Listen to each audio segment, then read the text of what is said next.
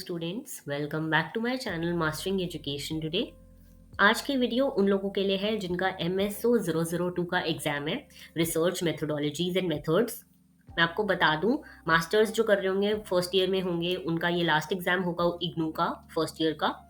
And I would say ये सबसे easy paper है। ओके, डरने की जरूरत नहीं है। ये सबसे स्कोरिंग और सबसे इजी पेपर है। मैं आपको बता दूं, जैसे कि यहाँ पे आप स्क्रीन पर देख सकते हो, मैंने ना ये लिस्ट बना रखी है। इसमें मस्ट डू टॉपिक्स हैं जो आपको पेपर के लिए करके ही जाने हैं। आई कैन गारंटी यू कि ये टॉपिक्स में से ही पेपर बनता है, इसके बाहर पेपर नहीं आएगा। ये कुछ ऐसे टॉपिक्स है जो कॉन्टिन्यूसली रिपीट होते हैं, तो आपको ये टॉपिक्स तो आने चाहिए। ठीक है, अब मैंने क्या करा है, मैंने इन टॉपिक्स को हाफ हाफ में डिवाइड कर दिया है। और एक ये वाली जो पीपीटी है इसमें हाफ टॉपिक्स हैं, और एक और पीपीटी मैंने बना रखी है जिसका वीडियो मैं डालूंगी अगर इस पीपीटी पे बहुत अच्छा रिस्पॉन्स रहता है तो, है ना। तो आपको नीचे क्या कमेंट करना है, पीपीटी। ओके, अगर आप पीपीटी कमेंट करोगे तो मुझे समझ आ जाएगा कि आपको पार्ट 2 चाहिए। ओके, अब मैं आपको बताऊं, हम पार्ट टू तो कर लेंगे, लेकिन अभी हम पार्ट 1 में बेसिकली काफी सारे टॉपिक्स कवर करने वाले हैं।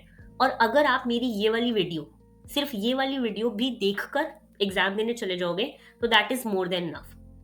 शांति से 15-20 मिनट के लिए इस वीडियो को सुनो, जो मैं कह रही हूँ उसको सुनो, समझो, दिमाग खोलकर आराम से। और सिर्फ मेरी ये वीडियो देख के भी तुम एग्जाम दे सकते हो। ओके, बिकॉज मैं इतने अच्छे से इतनी सिंपल लैंग्वेज में समझाऊंगी कि तुम्हें अपने आप चीजें समझ आ जाएंगी।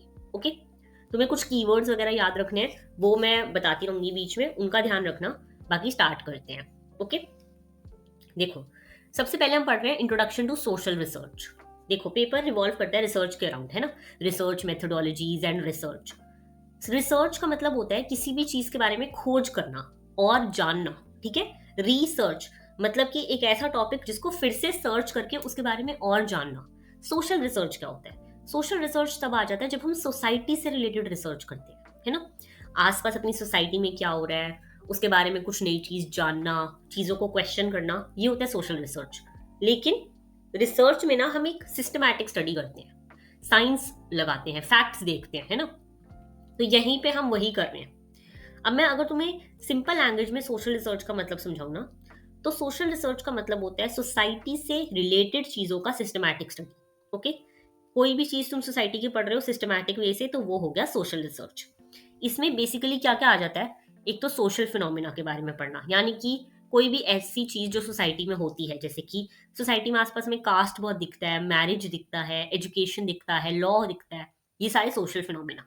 ओके, ह्यूमन बिहेवियर यानी कि एक इंसान का बर्ताव क्या है चीजों की तरफ, मतलब कि अगर कोई एक्सीडेंट हो जाता है तो हमारा ह्यूमन बिहेवियर क्या करता है, या फिर हम किससे बात कैसे करते हैं, ये सब। और सोसाइटल स्ट्रक्चर्स, स्ट्रक्चर्स यानी कि हायरार्की हो गई, कास्ट हायरार्की, क्लास हायरार्की, ये सब। जब इनके बारे में हम एक सिस्टमैटिक इन्वेस्टिगेशन करते हैं यूजिंग साइंटिफिक मेथड, तो उसे हम सोशल रिसर्च कहते हैं। ओके, अगर सिंपल शब्दों में बोलूं तो सोशल रिसर्च हमें ये समझने में ये हेल्प करता है कि लोग कैसे सोचते हैं, लोग कैसे बिहेव करते हैं, और सोसाइटी का सिस्टम कैसे काम करता है। ओके, बेसिकली लोगों से रिलेटेड और सोसाइटी से रिलेटेड है सब कुछ।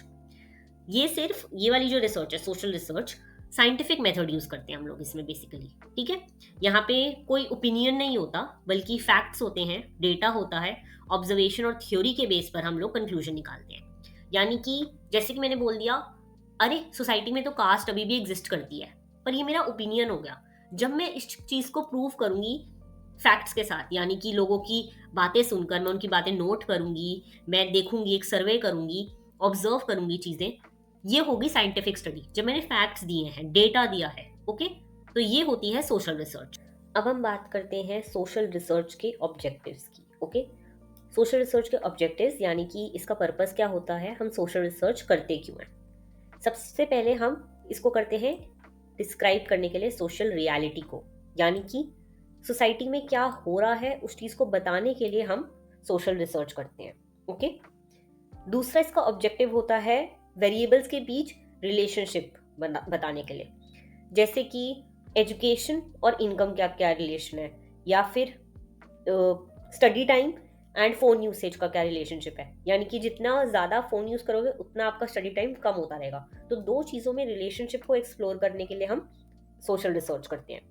तीसरा आ जाता है कॉजल मैकेनिज्म, यानी कि कॉज इफेक्ट बताने के लिए हम लोग किसी भी चीज़ का, कोई सोशल प्रॉब्लम है जैसे कास्ट एक सोशल प्रॉब्लम है, तो उसका कॉज क्या है और इसका इफेक्ट क्या होता है, ये चीज बताने के लिए हम सोशल रिसर्च करते हैं।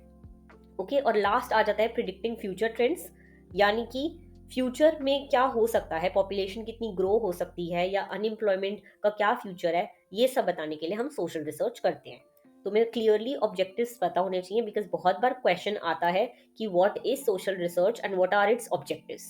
ओके, तो तुम्हें पता होना चाहिए कि पहला सोशल रियलिटी को समझाने के लिए, दूसरा हो गया रिलेशनशिप बताने के लिए वेरिएबल्स में, कॉज इफेक्ट रिलेशनशिप बताने के लिए, और फ्यूचर ट्रेंड्स को प्रिडिक्ट करने के लिए। ओके, इसलिए सोशल रिसर्च जो है पॉलिसी मेकर्स, सोशल वर्कर्स और कम्युनिटी लीडर्स के लिए बहुत इंपॉर्टेंट होता है, क्योंकि डिसीजन एविडेंस के बेस पर लिया जाता है, ना कि अजम्पशंस पर।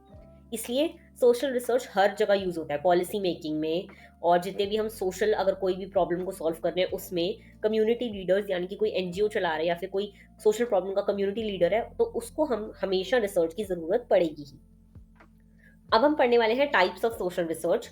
बहुत इंपॉर्टेंट है, बहुत बार इस पे क्वेश्चन आता है। देखो, क्वेश्चन ऐसा भी आ सकता है कि कोई प्रॉब्लम दे देंगे और बोलेंगे कि बताओ कौन सा रिसर्च इसमें लगेगा, या फिर डायरेक्ट आ सकता है कि टाइप्स ऑफ सोशल रिसर्च समझाओ, या फिर क्वेश्चन आ सकता है कि एक्सप्लोरेटरी रिसर्च क्या होती है, उसकी लिमिटेशंस बताओ और उसकी पॉजिटिव चीजें बताओ। ओके, पहले हम लोग समझते हैं कि होता क्या। फर्स्ट है एक्सप्लोरेटरी रिसर्च, ध्यान से सुनना, ठीक है। एक्सप्लोरेटरी रिसर्च तब यूज होता है जब टॉपिक नया हो या क्लियरली समझ में ना आ रहा हो।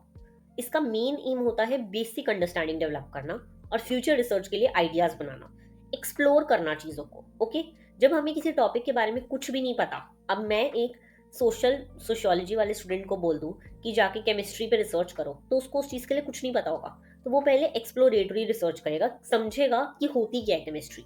ओके, इसे कहते हैं हम एक्सप्लोरेटरी रिसर्च, बिल्कुल प्रिलिमिनरी होती है ये। ओके, ये इसका कीवर्ड है। फिर आ जाते हैं हम लोग डिस्क्रिप्टिव रिसर्च पर। डिस्क्रिप्टिव रिसर्च का काम होता है डिटेल में डिस्क्राइब करना, जैसे किसी पॉपुलेशन कैरेक्टरिस्टिक्स या बिहेवियर या कंडीशंस को सर्वे करना, ये सब होता है डिस्क्रिप्टिव रिसर्च में। इसके जैसे डिस्क्रिप्टिव रिसर्च जो है वो काफी ज्यादा डिटेल में जाएंगे हम लोग, ठीक है, ये बेसिक नहीं हो सकती, इसमें हमें चीजें ऑलरेडी पता है और हम बहुत डिटेल में घुस रहे हैं ज्यादा। ओके, नेक्स्ट आ जाती है हमारी एक्सप्लेनेटरी रिसर्च। ये क्लियरली कॉज इफेक्ट रिलेशनशिप पे फोकस करती है और इसका गोल होता है ये समझना कि कोई सोशल फिनोमेना होता क्यों है, ठीक है। इसमें ना जब भी कोई भी प्रॉब्लम ऐसी आए जिसमें हमें क्यों वाला आंसर करना पड़े कि ये होता ही क्यों है, ऐसा होता ही क्यों है, कि क्यों ज्यादा फोन चलाने से हम पढ़ाई कम करते हैं, तो ये होता है explanatory research. Okay, cause effect relationship. Next अब हम आ जाते हैं, नेक्स्ट आपका टॉपिक है रिसर्च डिजाइन। क्लियरली आपको पता होना चाहिए कि रिसर्च डिजाइन क्या होता है।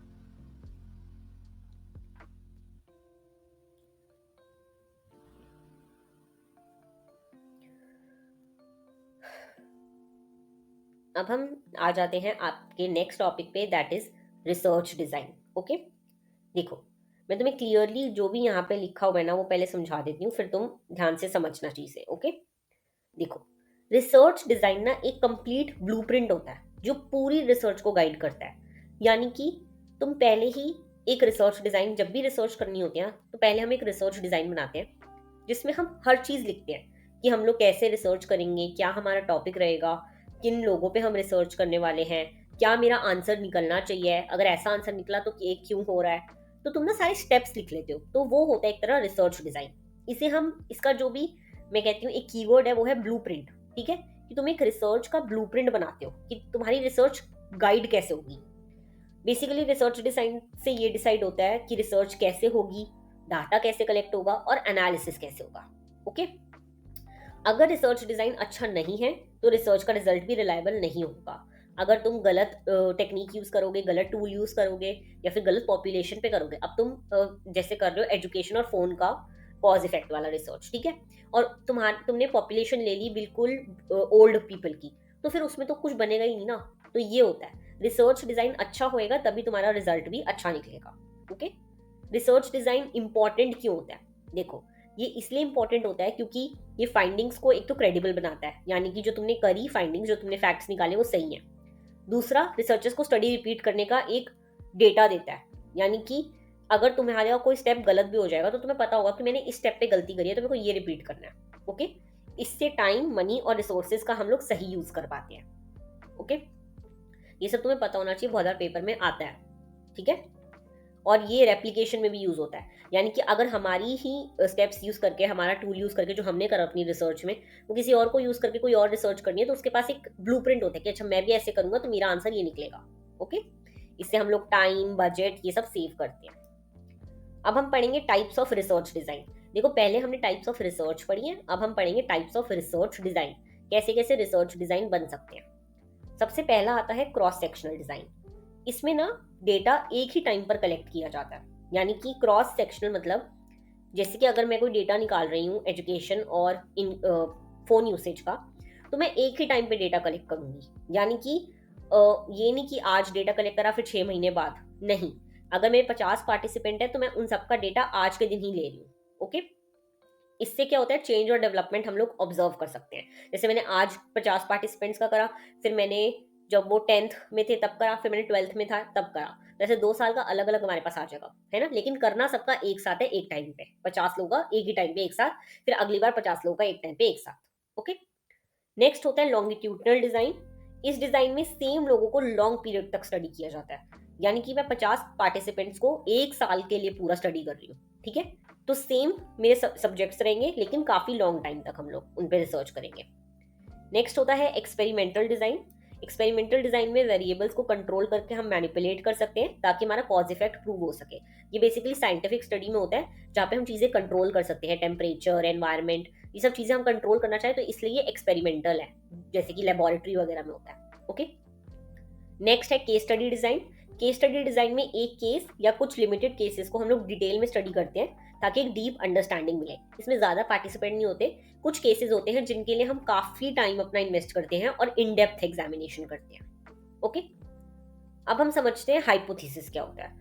बहुत इंपॉर्टेंट है ये टॉपिक, बहुत बार पेपर में आता है। ओके? तो तुम्हें पता होना चाहिए क्लियरली, इसको ध्यान से समझना थोड़ा सा डिफिकल्ट है। ओके? देखो, हाइपोथेसिस का मतलब होता है एक टेंटेटिव स्टेटमेंट, यानी कि एक ऐसा स्टेटमेंट जो सच नहीं है, पर मैं एक स्टेटमेंट से शुरू कर रही हूँ अपनी रिसर्च, तो वो स्टेटमेंट होएगा हाइपोथेसिस। ओके? मैं इसको टेस्ट करूंगी अपने रिसर्च को प्रूव करने के लिए। ठीक है? ये टेंटेटिव स्टेटमेंट बेसिकली वेरिएबल्स के बीच का रिलेशनशिप प्रिडिक्ट करता है। जैसे कि मेरा हाइपोथेसिस हुआ, ज्यादा फोन यूज करने से बच्चे कम पढ़ते हैं, है ना? तो ये दोनों का कॉज इफेक्ट हो गया, तो ये मेरा हाइपोथेसिस है। इससे क्या होता है, ये थ्योरी और रियल डेटा के बीच एक ब्रिज का काम करता है। ठीक है? कि यानी कि मैंने जो चीज सोची क्या वो सही है या नहीं, अब मैं इस चीज पे रिसर्च करूंगी। ओके? सबसे पहले तुम्हें पता होना चाहिए कि जो भी एक अच्छा हाइपोथेसिस होगा वो क्लियर होगा। ठीक है? कुछ उसमें ऊट पटांग नहीं लिखा होगा जो आप खुद ही ना समझ आ रहा हो। उसको टेस्ट कर पाएंगे हम लोग, और बहुत स्पेसिफिक होगा वो, और एग्जिस्टिंग थ्योरी पे जो है बेस्ड होगा। यानी कि जो मैं कर रही हूँ रिसर्च उस पर वो बेस्ड होगा, मैं वही चीज यूज कर रही हूँ। ओके? तो हाइपोथेसिस ना तुम्हारे एक तरह स्टार्ट होता है चीज रिसर्च का, एक ऐसा स्टेटमेंट जिससे तुम अपनी सोशल रिसर्च स्टार्ट करते हो। ओके? टाइप्स ऑफ हाइपोथेसिस पे बहुत बार क्वेश्चन आता है, बहुत डिफिकल्ट तो नहीं है ये टॉपिक, बट थोड़ा सा ट्रिकी है, आराम से समझना, दिमाग खोल कर रखना। ओके? सबसे पहला आ जाता है नल हाइपोथेसिस। नल हाइपोथेसिस कहता है कि कोई रिलेशनशिप एग्जिस्ट ही नहीं करता। जैसे कि मैंने अपना हाइपोथेसिस लिया, अगर फोन ज्यादा यूज करो तो बच्चे कम पढ़ते हैं। अब अगर मेरा बाद में रिसर्च करने पे ऐसा आता है कि फोन और पढ़ने का कोई रिलेशनशिप ही नहीं है जी, इससे तो कुछ होता ही नहीं है, तो ये नल हाइपोथेसिस हो गया। ओके? फिर आता है हमारा ऑल्टरनेटिव हाइपोथेसिस। ये कहता है कि रिलेशनशिप एग्जिस्ट करता है। अगर मेरा रिसर्च ये प्रूव करता है कि हाँ, फोन यूज करने से बच्चे डिस्ट्रैक्ट होते हैं और इसलिए कम पढ़ाई करते हैं, तो ये हो गया ऑल्टरनेटिव हाइपोथेसिस। ओके? फिर आता है डायरेक्शनल हाइपोथेसिस।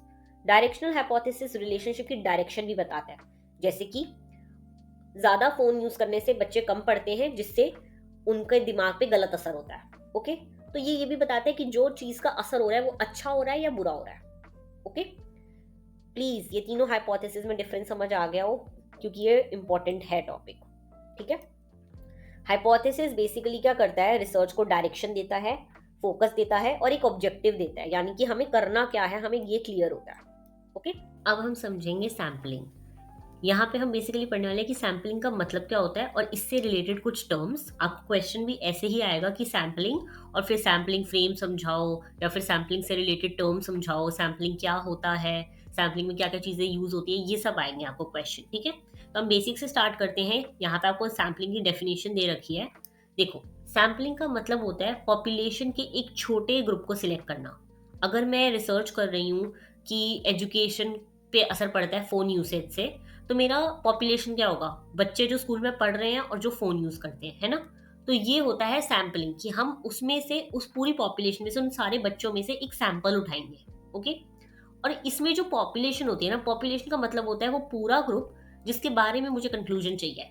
यानी कि अगर मेरा कंक्लूजन जो रिसर्च से प्रूव होगा, हाइपोथेसिस, वो इस पूरी पॉपुलेशन पे वैलिड होगा। ओके। तो पॉपुलेशन होती है वो एंटायर ग्रुप जिस पे मैं कंक्लूजन ड्रॉ करना चाहती हूँ अपनी रिसर्च से। और सैंपल होता है इस पॉपुलेशन का सबसेट जिसके कैरेक्टरिस्टिक्स इस पॉपुलेशन से मैच करते हैं। ठीक है। तो जो सैंपल होता है वो पॉपुलेशन का एक रिप्रेजेंटेटिव पार्ट होता है। मतलब कि तुम समझ लो एक बहुत बड़ी पॉपुलेशन है और उसका जो ये छोटा सा पार्ट मैंने लिया ना, ये होता है सैंपल और ये होती है पॉपुलेशन। ओके। अब हम पढ़ते हैं सैंपलिंग फ्रेम क्या होता है। सैंपलिंग फ्रेम वो लिस्ट होती है जिसमें से सैंपल लिया जाता है। एक पूरी एक्चुअल लिस्ट, एक पूरा डेटाबेस, जैसे वोटर लिस्ट होती है ना, वैसे ही सैंपलिंग फ्रेम होता है। ओके। सैंपलिंग एरर की अगर हम बात करें तो सैंपलिंग एरर का मतलब होता है सैंपल और पॉपुलेशन रिजल्ट के बीच डिफरेंस आना। यानी कि मैंने जो सैंपल निकाला उससे ये प्रूफ हुआ कि जो बच्चा फोन ज्यादा यूज करता है वो कम पढ़ता है ना। लेकिन ये पॉपुलेशन पे जब मैंने अप्लाई करके देखा तो ऐसा नहीं हो रहा। तो ये जो एरर आया, ये जो डिफरेंस आया, ये होता है हमारा सैंपलिंग एरर। ओके। यहाँ पे इस पैराग्राफ में बेसिकली ये बता रखा है कि सैंपलिंग जरूरी क्यों होती है।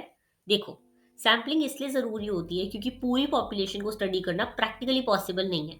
अगर मैं बच्चे उठाना चाहती हूँ जो फोन यूज करते हैं, तो आजकल इस टाइम पे ऑलमोस्ट सारी पॉपुलेशन जो बच्चों की है वो फोन यूज करती होगी। तो मैं हर एक बच्चे पे स्टडी नहीं कर सकती, इसलिए मैं उसमें से सैंपल उठाऊंगी ताकि उस सैंपल में वो कैरेक्टरिस्टिक्स हो जो पॉपुलेशन से मैच कर रहे हो और फिर मैं उन पे सैंपलिंग करूंगी। ओके। ये होती है सैंपलिंग और इससे रिलेटेड आपको सारे टर्म्स पता होने चाहिए। नेक्स्ट अब आते हैं, सैम्पलिंग की ना दो टेक्निक्स होती हैं। एक होती है प्रोबेबिलिटी सैम्पलिंग और एक होती है नॉन प्रोबेबिलिटी सैम्पलिंग। बहुत इंपॉर्टेंट है ये दोनों टॉपिक, बिकॉज इसमें से क्वेश्चन आते ही आते हैं। सबसे पहले हम लोग समझते हैं कि प्रोबेबिलिटी सैम्पलिंग क्या होती है और इसके टाइप्स। ओके। देखो, प्रोबेबिलिटी सैम्पलिंग में ना हर मेंबर को इक्वल चांस मिलता है। यानी कि मैं अपने सामने बच्चे खड़े कर दूंगी जो फोन यूज करते हैं और जिनकी पढ़ाई पे असर हो रहा है, ठीक है। तो मैं वहां पे सबको चांस मिल रहा है कि मैं उन सब में से कोई कोई लोग उठा सकती हूँ, है ना। तो ये होता है प्रोबेबिलिटी सैम्पलिंग, जहाँ पे हर बंदे को एक इक्वल और फेयर चांस मिल रहा है सैंपल में आने का। ओके। इसका बेस जो होता है बेसिकली रैंडमाइजेशन होता है, यानी कि हमें रैंडम मेंबर पिक करती हूँ, सबके पास इक्वल चांस है। अब मैं अगर एक बोल में बहुत सारी चिट्स डाल दूं और उस चिट्स में से एक कोई चिट उठाऊं, तो सबकी चिट्स, जितनी भी वहां चिट्स हैं, उन सबके पास इक्वल चांस है पिक होने का, है ना। मैं कोई बायस्ड नहीं हूँ या फिर मैं कोई चूज करके नहीं कर रही, अच्छा मैं कोई चिट अच्छी लग रही तो उठा लूंगी, नहीं। यहाँ पे रैंडम होता है सब कुछ। ओके। अब हम इसके टाइप्स पढ़ेंगे, बहुत इंपॉर्टेंट है, आपको पता होना चाहिए। सबसे पहले आता है simple random sampling. Simple random sampling मतलब कि सिंपल, यहाँ पे सबको इक्वल चांस होता है। ओके। कुछ नहीं है इसमें, तुम्हें ज्यादा कुछ नहीं पढ़ना। जैसे अभी मैंने चिट वाला एग्जांपल दिया, बोल वाला, वो होता है सिंपल रैंडम सैम्पलिंग। ओके। फिर हम आते हैं सिस्टमैटिक सैम्पलिंग पे। सिस्टमैटिक सैम्पलिंग में ना हम हर एक nth एलिमेंट सिलेक्ट करते हैं। यानी कि मैंने एक जार में बहुत सारे वो डाल दिए नंबर्स और मैं हर 10th नंबर उठाऊंगी। यानी कि मैंने 10 नंबर वाली चीट उठाई, फिर मैंने 20 नंबर वाली चीट उठाई, फिर 30 नंबर वाली। ठीक है। यहाँ पे भी रैंडम ही है, मुझे नहीं पता उस चिट में किसका नाम है, लेकिन एक nth नंबर लेके मैं करती हूँ। ओके। फिर आती है स्ट्रैटिफाइड सैम्पलिंग।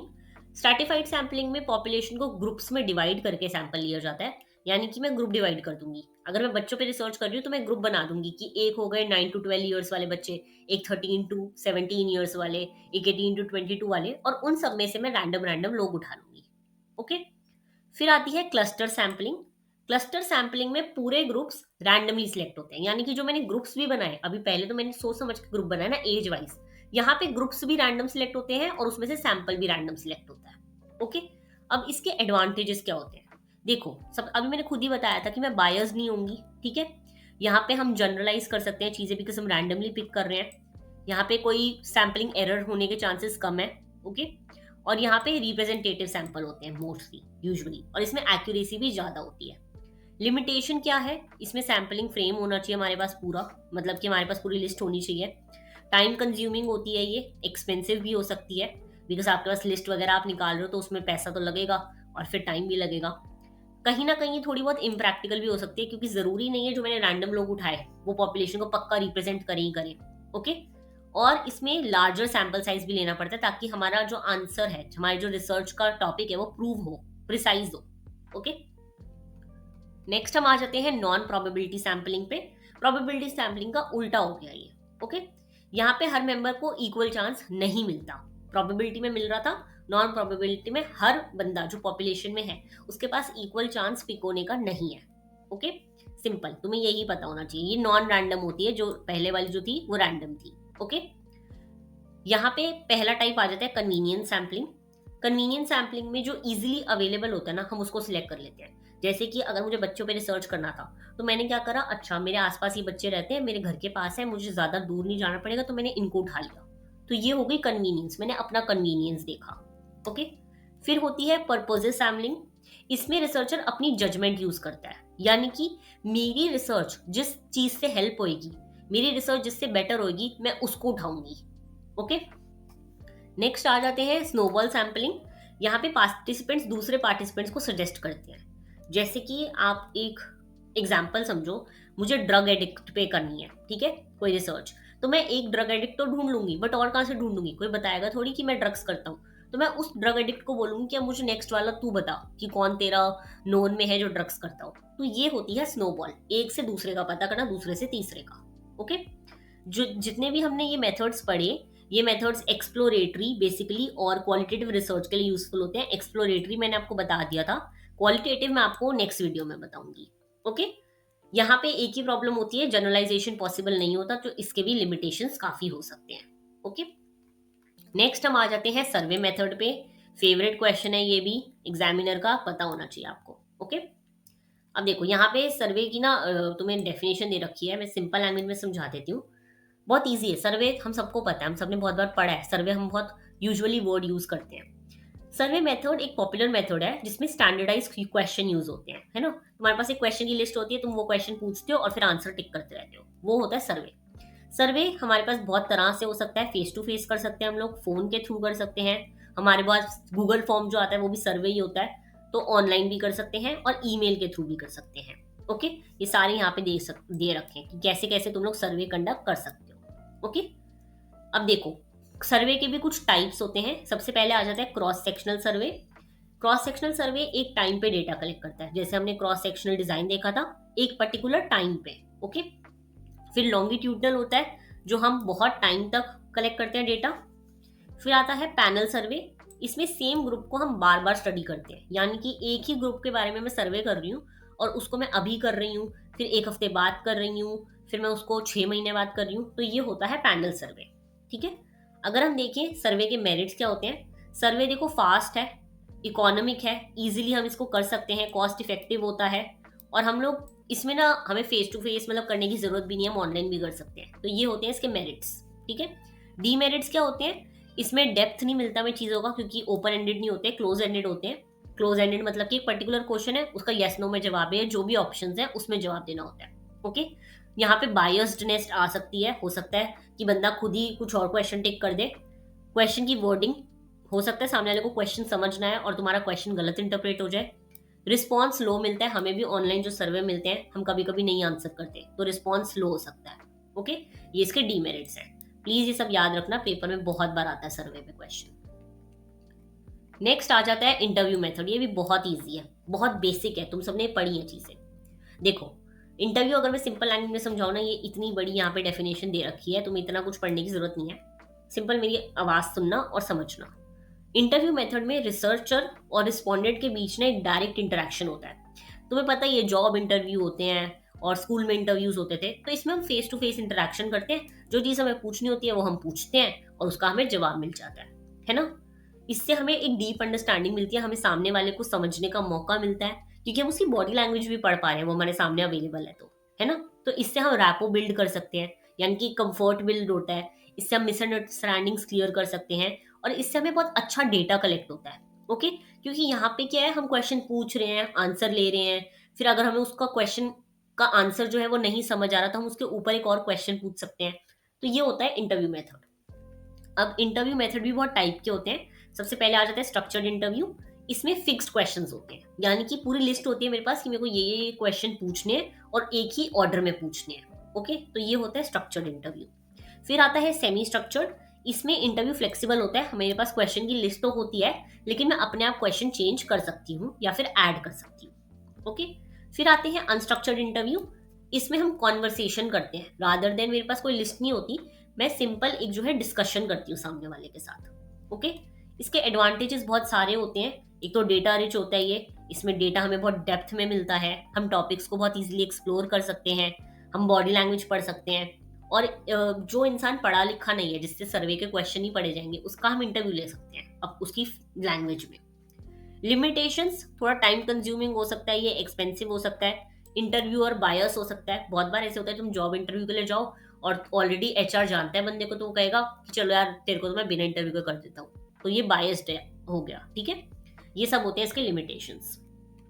नेक्स्ट अब हम आ जाते हैं ऑब्जर्वेशन मेथड। ये भी बहुत फेवरेट है एग्जामिनर का और सबसे इजी भी है, सबसे इजी।